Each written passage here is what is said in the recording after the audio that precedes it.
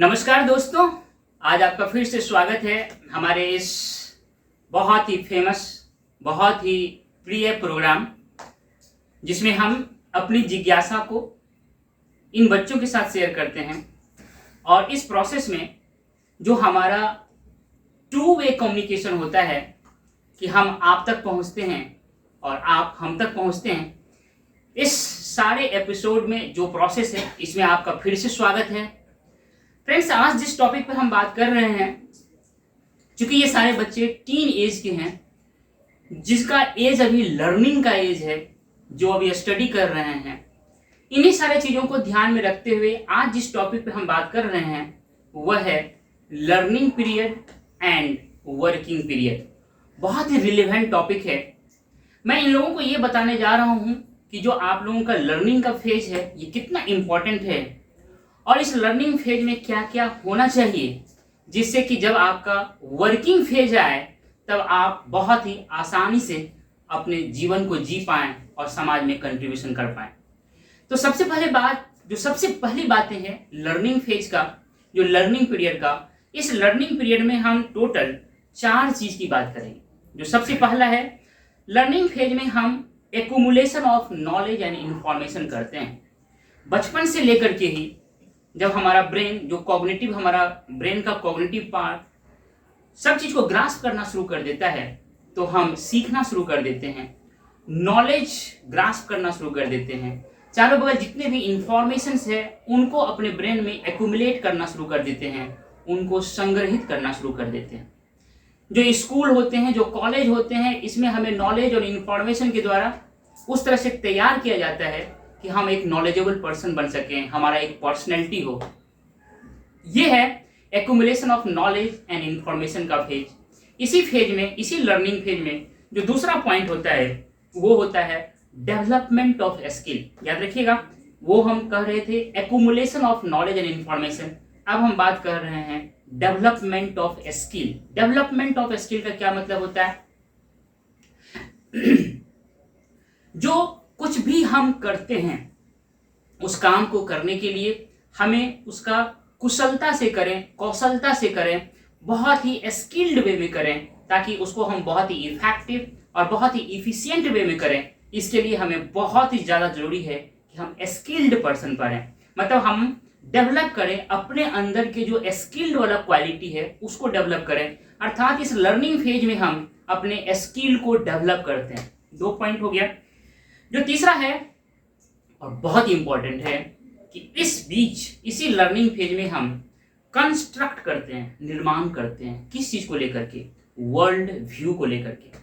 World view, हमारे चारों ओर हमारे इन्वायरमेंट, हमारे संसार, संसार से परे चांद, मंगल, बुध, शुक्र, इन सब को लेकर के जो हमारा एक वर्ल्ड व्यू होता है, इन सब को लेकर के जो हमारा एक दृष्टिकोण होता है, इन सब को लेकर के जो हमारा एक परसेप्शंस होता है, इन सबको हमारा जो एक देखने का नजरिया होता है, इसी को बनाने का ये फेज है।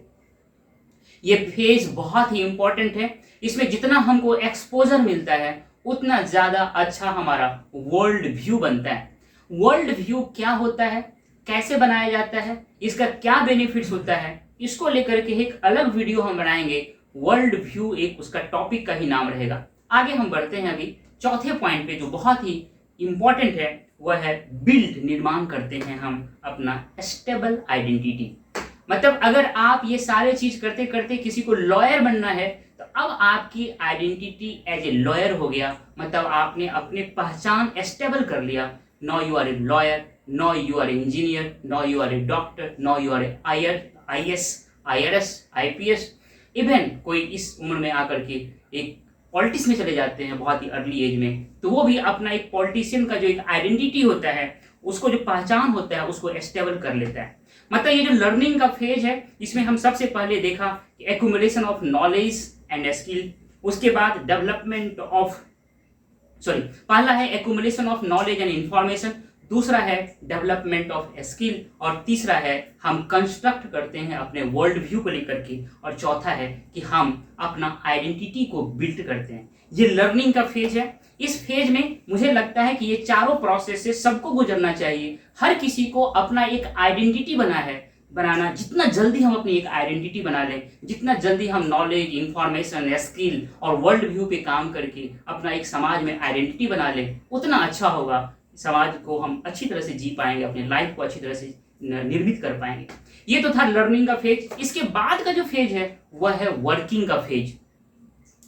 लर्निंग के फेज में जितना हम इंफॉर्मेशन, नॉलेज और स्किल को एक्यूमुलेट किए हैं, एक्वायर किए हैं, डेवलप किए हैं, इसके दम पे हम वर्ल्ड में जितने भी चैलेंजेज आते हैं उसको हम डील करते हैं। मतलब वर्किंग के फेज में हम इन सारे चीजों के आधार पे जो लर्निंग के फेज में हमने ग्रहण किया है उसके आधार पे हम इस वर्ल्ड के जितने भी चीज हैं उनको हम डील करते हैं, उनको हम नेविगेट करते हैं, उनको हम उसको टैकल करते हैं, अपने जीवन को आसान बना लेते हैं। जो चैलेंजेज आते हैं उस चैलेंजेज को हम फेस करते हैं और उससे हम विजयी होते हैं। ये वर्किंग के फेज में होता है। दूसरा होता है अर्न फॉर लिविंग। इसी वर्किंग के फेज में, इसी वर्किंग के पीरियड में हम अपने जीवन को जीने के लिए अर्न करते हैं, अर्निंग करते हैं, अपने लिए एक अच्छा पैसा कमाने का जुगाड़ करते हैं, पैसा कमाते हैं।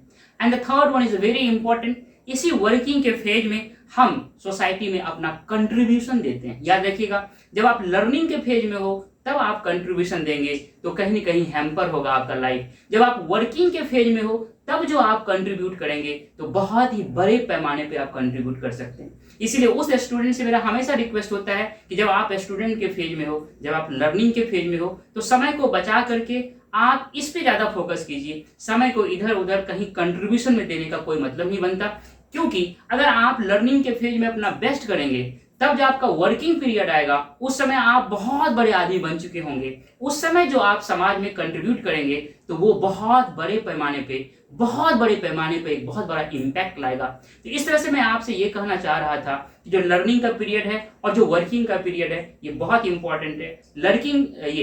लर्निंग के पीरियड में आपको ये चारों काम करने बहुत जरूरी है और वर्किंग के पीरियड में आपको ये तीनों काम करना बहुत जरूरी है। खास करके जो तीसरा वर्किंग के पीरियड में बताया कि आपको कंट्रीब्यूट करना है सोसाइटी में, यही कंट्रीब्यूशन जो आप अपने सोसाइटी में करते हो वही आपके जीवन को मीनिंगफुल बनाता है। आप वर्किंग के पीरियड में जो अर्निंग करते हो वो आपके जीवन को सक्सेसफुल बनाता है। वर्किंग के पीरियड में आप जो दुनिया को डील करते हो वो आपको सक्सेसफुल बनाता है। लेकिन मीनिंगफुल लाइफ तभी होता है जब आप समाज में कंट्रीब्यूट करते हो। इसीलिए successful life as well as meaningful life बहुत इंपॉर्टेंट है। एक हैप्पी लाइफ के लिए, एक बहुत ही अच्छा जीवन को एंजॉय करने के लिए इन दोनों का कॉम्बिनेशन बहुत जरूरी है। इस सारी चीजों को अगर मैं ध्यान में रखूं तो मेरा मेन थीम है कि आप लर्निंग जो पीरियड है उसको बहुत ही ज्यादा फोकस करें लर्निंग के पर्सपेक्टिव से, और जो वर्किंग का फेज है उसमें बहुत ज्यादा फोकस करें आप अपने जीवन को सक्सेसफुल और मीनिंगफुल बनाने में। मुझे उम्मीद है कि जो आज मैंने आपसे बातें शेयर की आपको बहुत ही अच्छा लगा होगा। इसीलिए आपसे मेरा ये हम्बल रिक्वेस्ट है कि हमारे चैनल को सब्सक्राइब करें, लाइक करें, इस वीडियो को ज्यादा से ज्यादा लोगों तक शेयर करें और अपना वैल्यूएबल कमेंट दें। मिलते हैं नेक्स्ट टॉपिक में, बने रहिएगा तब तक के लिए। Thank you dear.